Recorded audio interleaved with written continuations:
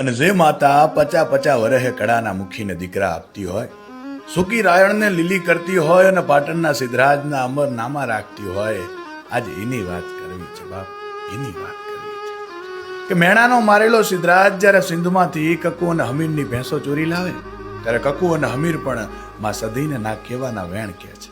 ને સધી પાટણના પીરોની ચોકી તોડીને હુતરના દોરે હિંચકા ખાઈ મહેલની રાણીઓને દાસીઓને ધૂણતી કરી અને સિદ્ધરાજને નમાવે છે. સિદ્ધરાજ માતાજીના પગમાં પડીને ભેંસો પાછી આપી પાટણમાં બહેણા કરવા વિનંતી કરે છે અને માતાજી રાણકી વાવ ખાતે બહેણા કરે છે. વીરભણ રાવણને ખબર પડી કે માતાજી સિંધથી રિસાઈને પાટણ આવ્યા છે તો એ 2 મહિના સુધી એક પગે માતાજીની ભક્તિ કરે છે અને માતાજી પ્રસન્ન થતા તેમને પોતાની સાથે ગામ આવવા અરજી કરે છે. માતાજીએ કહ્યું કે તું આગળ ચાલ, હું પાછળ આવું છું, પાછું ફરીને જોતો નહીં ને ક્યાંય બેહતો નહીં. પણ વીરભણ રાવણ આગળ જતા એક સૂકા રાયણના ઝાડે ચલમ પીવા ઉભો રહે છે અને નીંદર આવી જાય છે. માતાજી પણ ત્યાં જ કાયમના માટે બહેણા કરે છે. આજ પણ માતાજીનું કડા ખાતેનું એ મંદિર આ લોકકથાની સાક્ષી પૂરે છે.